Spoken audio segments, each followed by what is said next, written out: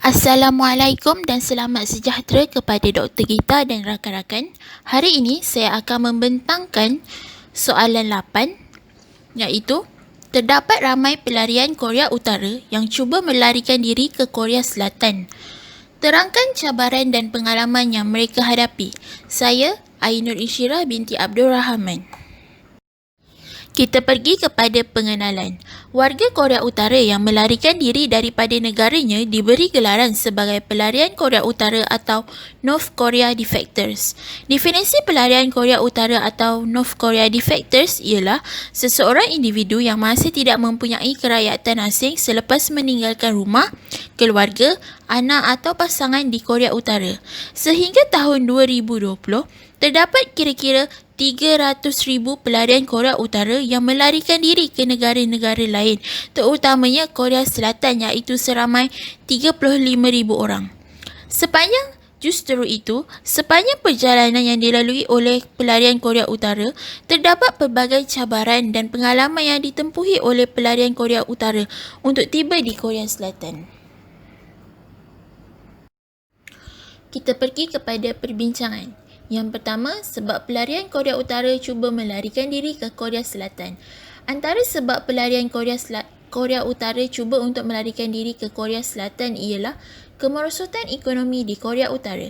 Pada awal 1990-an, Perang Dingin ditamatkan dan Soviet Union daripada Blok Timur iaitu sekutu utama Korea Utara jatuh menyebabkan Korea Utara kehilangan sokongan bantuan kewangan yang selama ini diberikan oleh Soviet Union.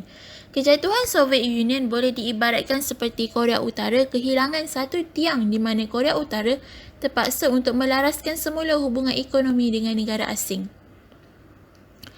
Pemberian bantuan modal asing ke Korea Utara sukar dijalankan kerana dasar tutup pintu yang dilakukan oleh Korea Utara ke atas dunia luar, terutamanya apabila ekonomi Korea Utara hanya dijalinkan bersama dengan negara-negara yang mempunyai persamaan ideologi dengannya.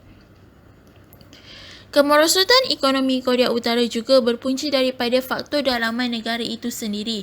Apabila berlaku ketidakcekapan dalam sistem perancangan pusat di mana negara tersebut gagal memodernkan ekonomi mengikut peredaran masa, menyebabkan pertumbuhan ekonomi negara tersebut kekal lembab walaupun pelbagai usaha dan pelan ekonomi telah dijalankan. Di samping itu, masalah kebuluran yang melanda Korea Utara. Masalah kebuluran di Korea Utara semakin melarat pada awal 1990-an sehingga awal tahun 2000-an, di mana pada ketika itu berlaku kemerosotan ekonomi di negara tersebut. Krisis kebuluran di Korea Utara dipengaruhi oleh beberapa faktor di mana antaranya ialah bentuk muka bumi Korea Utara yang bergunung ganang, di mana hanya 20% permukaan gunung merupakan tanah yang boleh digunakan. Selebihnya merupakan kawasan pegunungan yang dilitupi salji, di mana hanya 6 bulan sahaja ia tidak dilitupi salji, menyebabkan kegiatan penanaman hanya boleh dijalankan sekali sahaja di dalam setahun, berbanding negara jirannya Korea Selatan di mana hasil tuaian tanaman boleh dilakukan sebanyak 2 kali setahun, cukup untuk memenuhi permintaan pengguna. Selain itu, ketidakcekapan di dalam pentadbiran juga menyumbang ke dalam krisis kebuluran di mana kerajaan rejim Kim gagal untuk memodernkan ekonomi di mana pertanian merupakan salah satu sektor yang penting bagi negara tersebut. Korea Utara juga telah mengadakan kempen jom makan 2 jenis hidangan sahaja dalam sehari disebabkan oleh kegawatan ekonomi yang membawa kepada pengurangan barangan import disebabkan oleh model ekonomi yang dijalankan secara tertutup. Kekurangan bekalan makanan menyebabkan sistem pengagihan yang dilakukan oleh kerajaan Korea Utara menjadi sedikit di mana ia memberi kesan kepada 62% populasi Korea Utara yang bergantung kepada pengagihan awal di mana hanya 6% sahaja yang menerima bekalan makanan. Sehingga ke hari ini, Korea Utara masih lagi berhadapan dengan krisis kebuluran di mana kebanyakan bekalan makanan iaitu pembahagian ration food diberikan kepada golongan elit dan tentera yang terletak di selatan Pyongyang berbanding populasi penduduknya kebanyakannya lebih terarah di utara Pyongyang. Selain itu, kekangan sosial juga dilihat sebagai salah satu sebab yang memberi motivasi kepada pelarian Korea Utara untuk cuba melarikan diri ke Korea Selatan. Kehidupan masyarakat di Korea Utara mempunyai satu sistem lapisan masyarakat yang dipanggil sebagai sistem Songbun yang terdiri daripada 3 lapisan iaitu Haksim, Dongyo dan Choktae. Haksim berada di lapisan teratas di mana masyarakat yang setia dan taat kepada pemerintah. Golongan ini diberikan pelbagai manfaat dari segi sosial, peluang pendidikan, pekerjaan, allowance rumah dan bekalan makanan. Di lapisan kedua pula merupakan Dongyo. Dongyo ini merupakan kelas pertengahan di mana kesetiaannya dilihat tidak pasti. Namun mereka dikreditkan sebagai golongan yang boleh memberi sumbangan manfaat kepada pemerintahan Kim melalui ekonomi, politik dan ketenteraan. Manakala Choktae dikenali sebagai golongan yang paling rendah, di mana kehidupan mereka berada dalam diskriminasi. Kekangan sosial dalam masyarakat akibat daripada sistem yang dilakukan telah menyebabkan ramai masyarakat Korea Utara sukar untuk mengubah kehidupan masing-masing. Hal ini kerana untuk meningkatkan taraf kehidupan keluarga adalah sesuatu yang sangat mustahil dilakukan di Korea Utara disebabkan oleh sistem Songbun yang diwujudkan. Pekerjaan yang ditetapkan oleh setiap orang juga berbeza di mana ia terikat sepanjang hidup orang Korea Utara. Golongan lapisan yang bawah mestilah bekerja di lombong-lombong sebagai buruh, manakala masyarakat yang berada di kelas atas berpeluang memasuki universiti. Perkara ini juga telah menjarakkan lagi taraf kehidupan masyarakat di Korea Utara. Selain itu, tarikan Korea Selatan dan komunikasi moden. Korea Utara telah menutup pintunya kepada dunia luar di mana masyarakatnya tidak boleh mendapatkan maklumat tentang apa yang berlaku di luar sana. Selain negara luar juga tidak boleh mendapatkan maklumat mengenai Korea Utara. Namun, sejak berlakunya krisis kebuluran pada 1990-an, kerajaan Korea Utara sukar untuk mengawal maklumat yang masuk dan keluar dari negara. Sehingga kini, tidak mustahil masyarakat Korea Utara juga dapat mendengar siaran TV dan radio asing dengan menggunakan kecanggihan teknologi yang boleh didapati di pasaran gelap. Masyarakat Korea Utara pada hari ini mengetahui mengenai ekonomi Korea Selatan yang begitu gah berbanding dengan negaranya sendiri, serta kebebasan dan keharmonian yang dilalui oleh masyarakat Korea Selatan adalah jauh berbeza dengan masyarakat Korea Utara. Rakyat Korea Utara pada hari ini dapat mengetahui kehidupan dunia luar di sebalik tirai pemerintahan kuku besi Kim dan sekaligus mewujudkan rasa ingin mendapatkan kebebasan di dalam kehidupan di mana selama ini kehidupan rakyat Korea Utara terbatas dengan pelbagai sekatan yang dilakukan oleh kerajaan Kim bagi memastikan bahawa kesetiaan rakyat Korea Utara terhadap pemerintahan Kim kekal utuh. Yang terakhir ialah kewujudan keluarga dan saudara mara di Korea Selatan juga merupakan antara sebab pelarian Korea Utara cuba untuk melarikan diri ke Korea Selatan. Sejak pembahagian semenanjung Korea, terdapat beribu keluarga yang terkesan di mana kebanyakannya terpisah semasa pembahagian dua buah Korea. Dan ketika keluarga yang berada di Korea Selatan berkemungkinan mengajak pelarian Korea Utara untuk meninggalkan negaranya dan memulakan hidupnya di Korea Selatan bersama ahli keluarganya.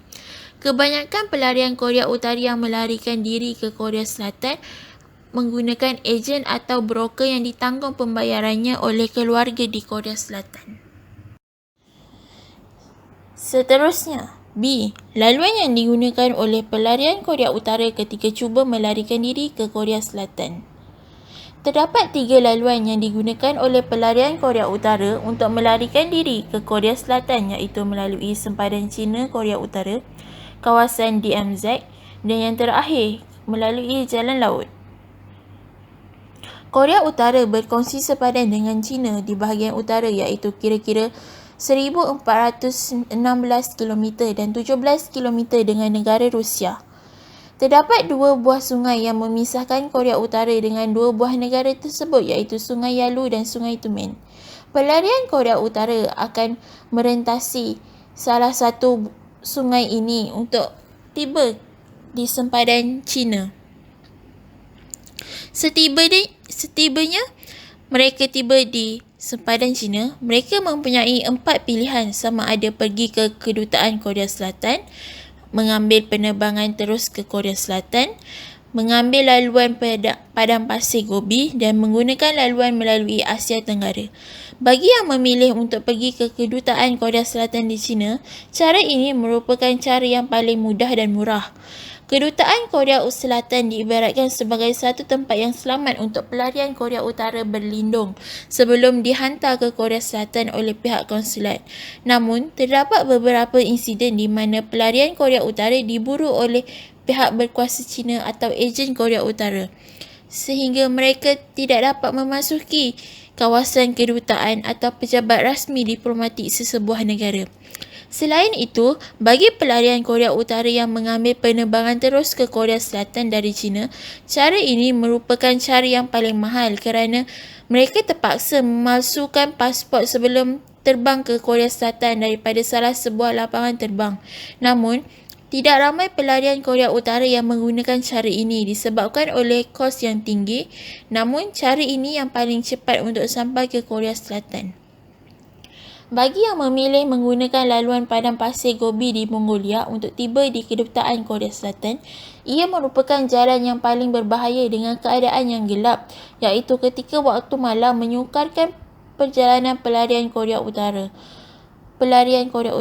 Untuk pergi ke Mongolia, kebanyakan pelarian Korea Utara akan menggunakan laluan kereta api bawah tanah, namun ia agak sukar apabila setibanya di Mongolia. Laluan ini dikatakan agak sukar kerana terdapat rondaan polis dan pengawal keselamatan. Yang terakhir ialah laluan merentasi Asia Tenggara. Daripada China, pelarian Korea Utara akan mengambil laluan kereta api bawah tanah yang merupakan laluan rahsia yang digunakan oleh hamba Afrika ketika Perang Sivil Amerika pada 1700. Mereka selalunya akan menjadikan Laos, Kemboja dan Myanmar sebagai sebuah negara transit. Namun, ia agak berisiko kerana sekiranya ditangkap, mereka akan dihantar semula ke Korea Utara. Namun, tidak bagi Thailand kerana pelarian Korea Utara memilih Thailand walaupun terpaksa menyeberangi Sungai Mekong daripada Laos menggunakan bot. Thailand merupakan satu-satu negara yang akan menghantar pelarian Korea Utara ke Korea Selatan. Ini menyebabkan ramai pelarian Korea Utara menyerah diri sebaik sahaja tiba di sempadan Thailand. Mereka akan dipenjarakan selama sebulan di Thailand akibat daripada kesalahan sebagai pendatang asing sebelum diterbangkan ke Korea Selatan. Bagi pelarian yang terus ke kedutaan Korea Selatan di Thailand, mereka akan dilindungi oleh pihak kedutaan dan dihantar ke Korea Selatan sebaik sahaja tiba di kedutaan. Yang kedua ialah melalui DMZ. Laluan ini bukanlah laluan yang menjadi pilihan pelarian Korea Utara kerana mereka sedar akan risiko dan bahaya sekiranya ditangkap oleh tentera Korea Utara ketika cuba melarikan diri ke Korea Selatan. Namun, terdapat sebilangan kecil rakyat Korea Utara yang berjaya merentasi sempadan DMZ. Sebagai contoh, pada 2015, terdapat seorang lelaki berjaya merentasi kawasan DMZ dan memasuki ke kawasan pegunungan Hwachon di Korea Selatan, yang pada ketika itu dikawal oleh tentera Korea Selatan sebelum menyerah diri ke pos kawalan Korea Selatan dan mengakui ingin melarikan diri dari Korea Utara. Lelaki tersebut disoal siasat sebelum disahkan oleh pihak berkuasa Korea Selatan sebagai bukan pengintip dan dibebaskan serta diberi perlindungan oleh kerajaan Korea Selatan. Kebanyakan insiden yang berlaku di mana rakyat Korea Utara berjaya melintasi sempadan DMZ ialah merupakan anggota tentera Korea Utara sendiri. Hal ini kerana mereka lebih mengetahui kawasan DMZ disebabkan rondaan yang dilakukan oleh mereka setiap hari. dan rutin rakan sekerja mereka ketika rondaan berlaku. Kebanyakan pelarian Korea Utara yang terdiri daripada anggota tentera berjaya melalui kawasan DMZ untuk ke Korea Selatan dilakukan pada waktu malam dan ketika di dalam shift rondaan pagar elektrik. Selain itu, yang ketiga ialah melalui jalan laut. Jalan laut merupakan jalan yang terakhir digunakan oleh pelarian Korea Utara. Hal ini kerana laluan laut merupakan laluan yang berbahaya, tetapi terdapat juga pelarian Korea Utara yang berjaya merentasinya. Bagi memastikan cara ini berjaya, pelarian Korea Utara memerlukan beberapa orang untuk membantunya dalam mengendalikan bot besar dan petunjuk arah betul bagi memastikan keselamatan diri terjamin. Perjalanan melalui laluan laut dilihat mencabar kerana seseorang mestilah mahir dalam mengendalikan bot dan membaca navigasi untuk mengelak daripada ditemui oleh bot peronda Korea Utara. Arah navigasi yang mesti dituju ialah kawasan pantai Korea Selatan seperti Sochong Island, Daecheong Island atau Bangyong Island ataupun menuju ke kawasan pantai timur berhampiran dengan Jepun sebelum tiba di kawasan Korea Selatan.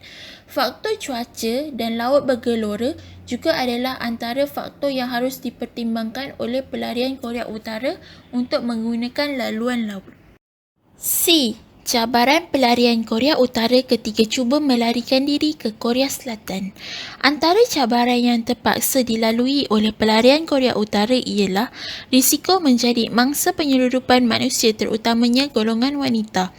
Korea Utara dikategorikan sebagai negara yang paling banyak mempunyai rekod perdagangan manusia selama 19 tahun berturut-turut.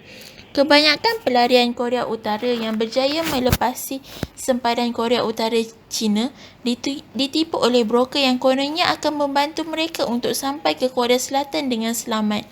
Namun begitu, kadang-kadang ejen tersebut merupakan penyeludup yang sentiasa menunggu mangsanya untuk mendapatkan habuan duit yang ditawarkan oleh pasaran gelap China di mana dianggarkan hampir 70% pelarian Korea Utara menjadi mangsa penyeludupan manusia di China. Golongan wanita menjadi pilihan untuk ejen atau broker dalam aktiviti penyeludupan manusia bagi memenuhi pasar perniagaan seks. Di China, perniagaan seks merupakan antara perniagaan yang menjadi tumpuan menyebabkan ramai pelarian wanita Korea Utara ditipu oleh ejen yang menjanjikan peluang pekerjaan, perlindungan dan makanan sebelum mereka meneruskan perjalanan untuk sampai ke Korea Selatan. Seramai 60% pelarian wanita Korea Utara diseludup ke dalam perniagaan seks, di mana 50% dipaksa menjadi pelacur, 30% dijual kepada sebagai pasangan untuk berkahwin dan 15% lagi dipaksa untuk terlibat di dalam seks cyber. Permintaan terhadap wanita muda untuk menjadi pasangan di kawasan pedalaman begitu tinggi, namun disebabkan oleh dasar polisi satu anak yang dilaksanakan di China menyebabkan populasi wanita di China menurun dan menyebabkan pelarian wanita Korea Utara menjadi pilihan ramai terutamanya di bahagian utara China.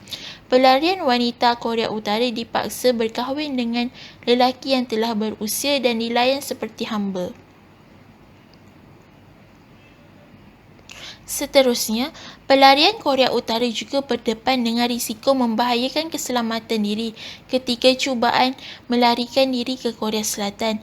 Perjalanan yang dilalui oleh pelarian Korea Utara untuk sampai ke Korea Selatan dipenuhi dengan ranjau dan berduri di mana seperti diibaratkan sebagai telur di hujung tanduk. Pelarian Korea Utara yang memilih laluan sempadan Korea Utara China, laluan DMZ dan laluan laut adalah sangat berisiko tinggi untuk terkorban. Sungai Yalu dan Sungai Tumen di antara sempadan China, Korea Utara dan Rusia mempunyai arus air yang sangat deras sehingga boleh menghanyutkan objek yang berada di dalam sungai. Menurut pengalaman yang diceritakan oleh pelarian Korea Utara, Mereka akan melihat mayat-mayat manusia yang terapung di sungai ketika ingin merentasi sempadan dari Korea Utara ke China yang dipercayai merupakan warga negara Korea Utara yang ingin melarikan diri. Faktor cuaca yang sejuk serta bekalan makanan terputus juga menyebabkan ada di antara pelarian Korea Utara mati akibat kebeluruan dan hipotermia akibat kesejukan melampau. Kebanyakan pelarian Korea Utara yang berjaya melintasi sempadan seringkali berhadapan dengan masalah kesihatan seperti kekurangan air di dalam badan, dehidrasi akibat perjalanan yang panjang dan ketiadaan air yang bersih ketika dalam perjalanan. Bagi pelarian wanita Korea Utara pula, mereka juga terdedah dengan bahaya di mana ejen dan broker mengambil kesempatan ke atas mereka di mana mereka dirogol ketika di dalam perjalanan untuk lari ke Korea Selatan. Akhirnya, pelarian Korea Utara juga berisiko untuk ditangkap dan dihantar semula ke Korea Utara. Pelarian-pelarian Korea Utara yang melarikan diri berisiko untuk ditangkap oleh pihak berkuasa, terutamanya ketika di sempadan China. Kerajaan China dan Korea Utara mempunyai hubungan ketenteraan yang baik di mana China tidak mengiktiraf pelarian Korea Utara di China dan melabelkan mereka sebagai imigran haram, serta pelarian Korea Utara juga tidak akan mendapat perlindungan daripada China. Pada hari ini, kerjasama antara China dan Korea Utara dalam membanteras aktiviti pelarian Korea Utara telah dipertingkatkan, di mana kawasan sempadan China Korea Utara dikawal rapi, manakala laluan padang pasir Gobi menghala ke Mongolia juga turut ditutup. Oleh itu, sekiranya pelarian Korea Utara ditangkap ketika berada di sempadan China atau ketika berada di China untuk tujuan melarikan diri daripada Korea Utara, mereka akan dihantar pulang ke Korea Utara.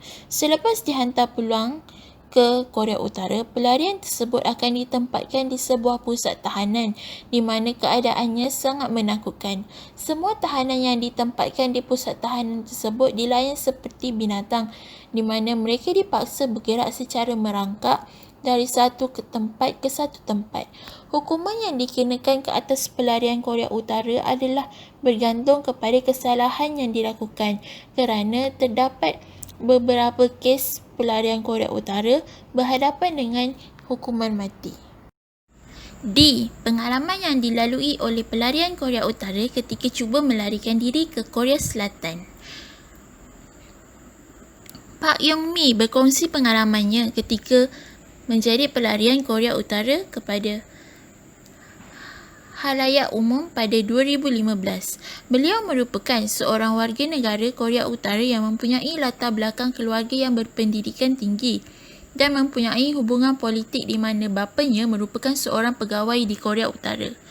Namun, segalanya berubah selepas bapanya ditangkap oleh rejim Kim atas tuduhan menyeludup barangan ke dalam pasaran gelap.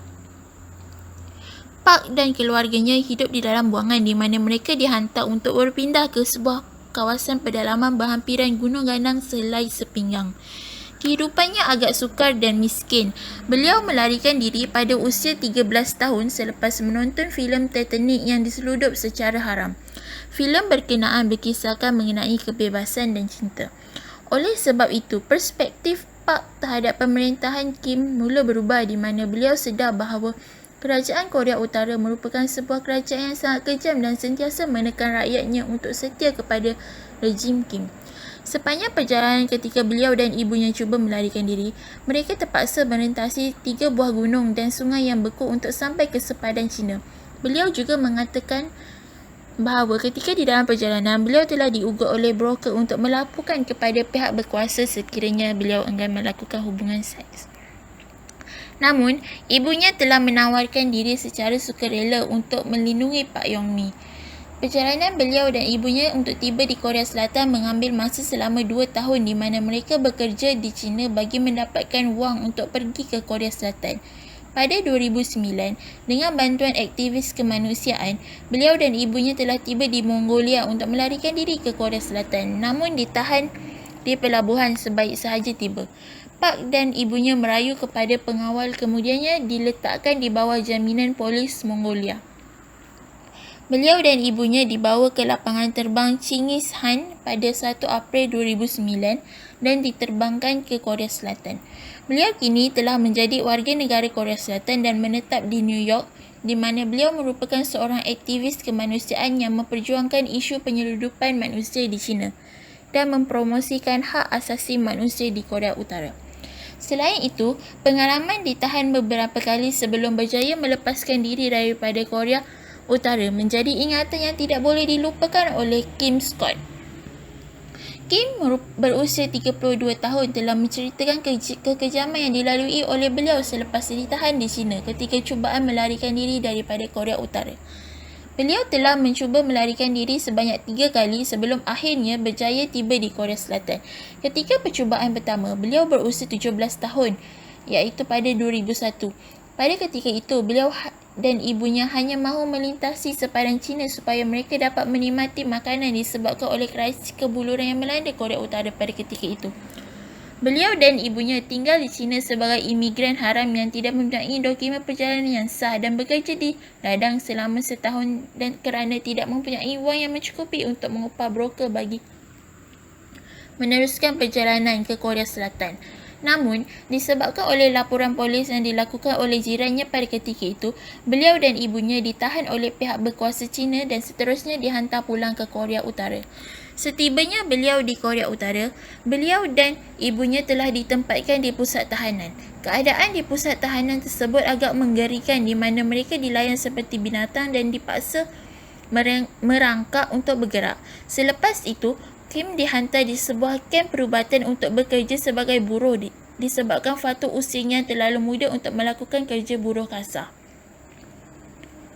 Kim juga telah melakukan percubaan melarikan diri untuk kali kedua, namun gagal di mana beliau telah ditahan dan ditempatkan di kamp tahanan di mana beliau menjadi buruh untuk menebang pokok di Gunung Ganang berbulan lamanya.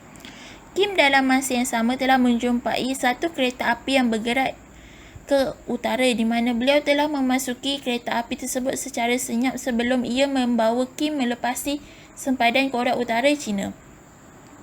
Selepas beberapa bulan di China, beliau telah ditangkap sekali lagi dan dihantar ke kamp yang menempatkan pesalah politik di mana ia merupakan penjara yang paling teruk sekali. Beliau berjaya keluar daripada kamp tersebut dengan merasuah pihak berkuasa melalui broker yang membantunya melarikan diri dan berjaya melepaskan diri ke China buat kali terakhir.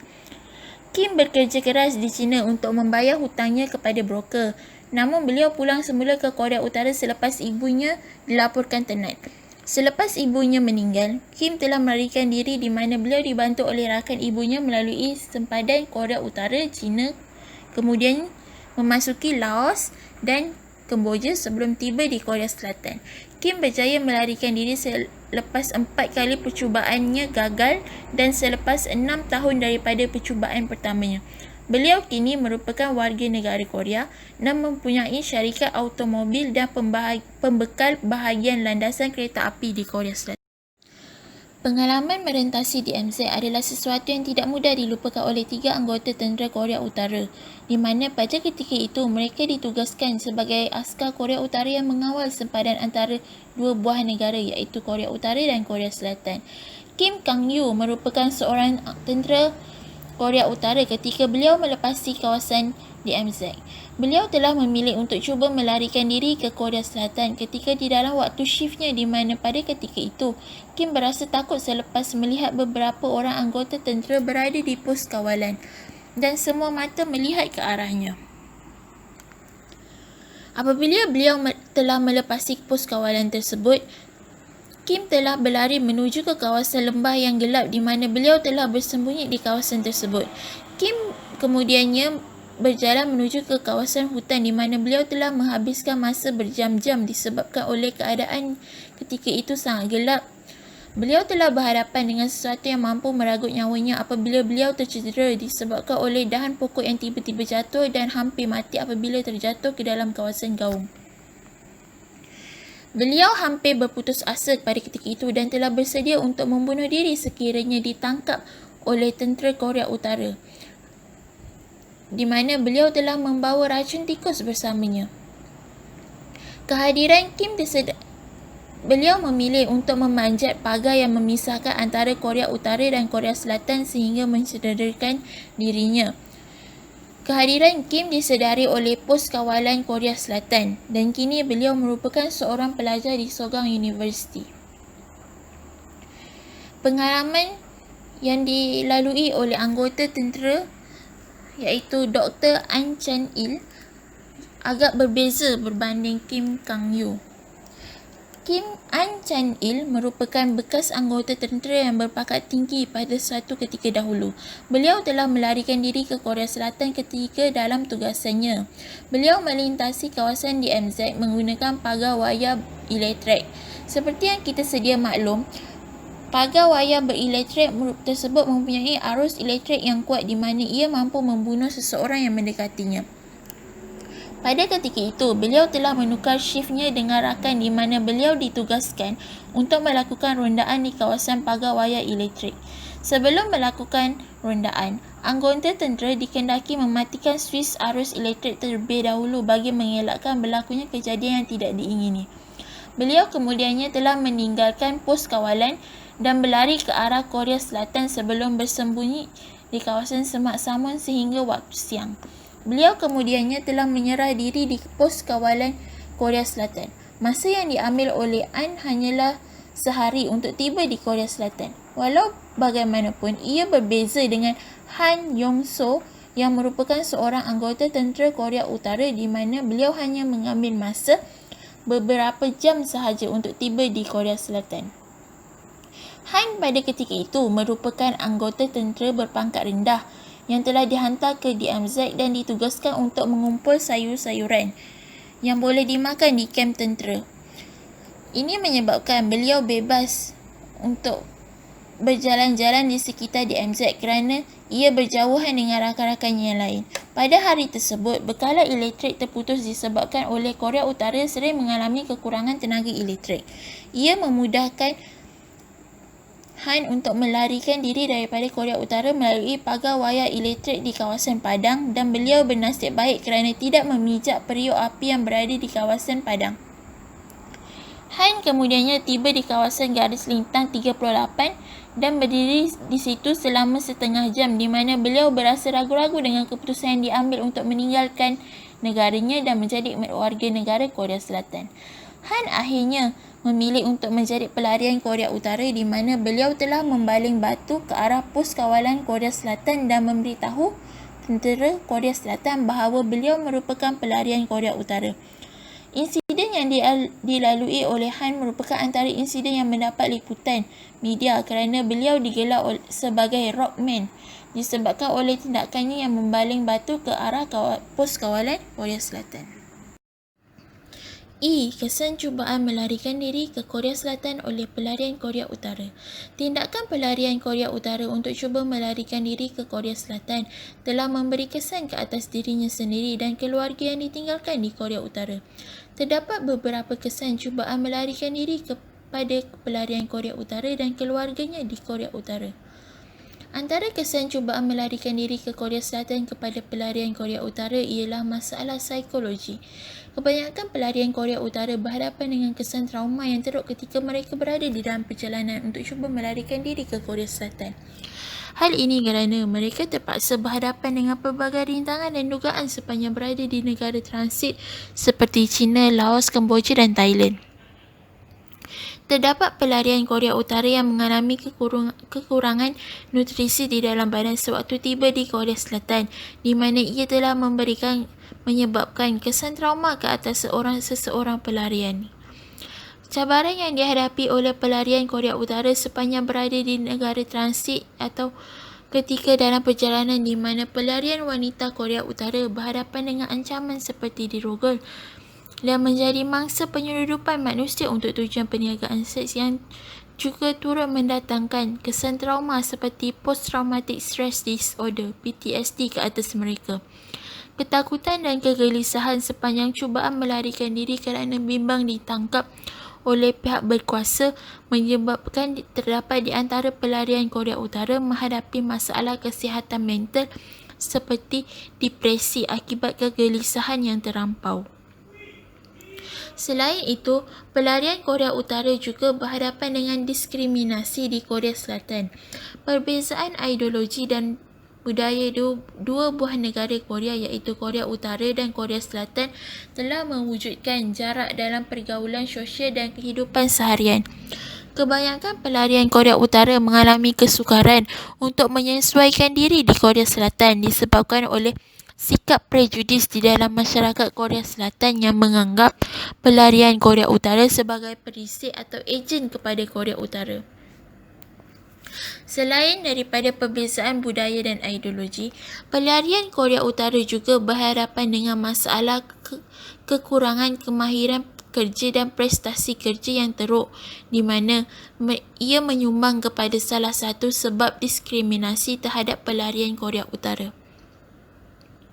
Di samping itu, tindakan pelarian Korea Utara juga akan memberi kesan kepada keluarganya yang ditinggalkan di Korea Utara. Antaranya ialah keluarga Korea Utara yang ditinggalkan akan dilabel sebagai rakan subahat pelarian Korea Utara. Dalam usaha kerajaan Korea Utara untuk mempromosi sentimen anti pelarian Korea Utara, ia telah memupuk masyarakat untuk meletakkan sentimen kepada ahli keluarga dan saudara mara pelarian Korea Utara. Mereka digelar sebagai rakan subahat pelarian Korea Utara oleh penduduk sekitar mereka kerana dikatakan membantu pelarian Korea Utara untuk melarikan diri. Ahli keluarga dan saudara mara serta kanak-kanak yang mempunyai hubungan dengan pelarian Korea Utara akan dilayan dengan teruk oleh masyarakat Korea Utara dan dipulaukan daripada masyarakat. Kesannya, ia memberi ketegangan di dalam masyarakat dan wujud pertambahan bilangan ahli keluarga pelarian Korea Utara yang menghidapi simptom kegelisahan, terutama yang tinggal di kawasan pedalaman. Hal ini kerana terdapat banyak kes di mana mereka menerima panggilan dan lawatan daripada orang asing, terutamanya pegawai keselamatan. Akhirnya, keluarga pelarian Korea Utara juga akan dihukum akibat tindakan pelarian Korea Utara. Keluarga terdekat pelarian Korea Utara akan ditangkap dan dihukum oleh kerajaan Korea Utara. Hukuman yang dipanggil sebagai kin punishment iaitu amalan menghukum ahli keluarga bagi seseorang yang membuat jenayah atau dituduh sebagai ganti tertuduh, di mana kebiasaannya hukuman ini dijatuhkan kepada 3 generasi. Keluarga pelarian Korea Utara akan dihantar ke kawasan pedalaman, terutamanya di kawasan pergunungan, untuk hukuman disyaki melarikan diri, manakala bagi saudara mara pula akan dihantar ke Rusia untuk bekerja bagi mendapatkan mata wang asing untuk kerajaan Kim. Pada Jun lalu, sekurang-kurangnya 30 keluarga dari Pyongyang telah dihantar untuk menjalani hukuman pemulauan secara dalaman. Pada kebiasaannya, gerak-geri ahli keluarga pelarian akan dipantau oleh pengurus kilang atau ketua kampung yang menjadi mata-mata di kawasan tersebut untuk dilaporkan kepada Jabatan Keselamatan Negara. Keluarga pelarian Korea Utara sentiasa hidup di dalam kegelisahan disebabkan oleh gerak-geri mereka diperhatikan, selain khawatir sekiranya pelarian Korea Utara di Korea Selatan cuba menghubungi mereka dan kemudiannya dihukum oleh kerajaan Kim. Yang terakhir ialah kesimpulan. Pada tahun 1990-an, berlaku peningkatan pelarian Korea Utara ke Korea Selatan apabila Korea Utara mengalami krisis kemanusiaan iaitu krisis kebuluran selepas kejatuhan Blok Timur, seperti Soviet Union yang sebelum ini menjadi penyokong kuat kepada ekonomi Korea Utara. Korea Selatan merupakan salah satu negara strategik bagi pelarian Korea Utara, di mana negara tersebut menyambut baik kehadiran pelarian Korea Utara serta pemberian taraf kerakyatan Korea Selatan kepada pelarian Korea Utara, seperti yang termaktub di dalam Perlembagaan Korea Selatan. Pada pendapat saya, Tindakan yang diambil oleh pelarian Korea Utara untuk cuba melarikan diri dilihat sebagai satu keberanian di mana mereka tahu bahawa mereka akan berhadapan dengan cabaran dan rintangan sepanjang perjalanan, namun masih lagi tetap kuat untuk meneruskan hasrat bagi memastikan dirinya bebas daripada cengkaman pemerintahan Kim dan kesengsaraan di Korea Utara. Isu pelarian Korea Utara yang semakin meningkat tahun demi tahun menunjukkan bahawa masyarakat Korea Utara menginginkan kehidupan yang tenteram, kebebasan hidup serta peningkatan taraf hidup untuk memperbaiki kehidupan mereka sepanjang berada di Korea Utara. Sekian, terima kasih.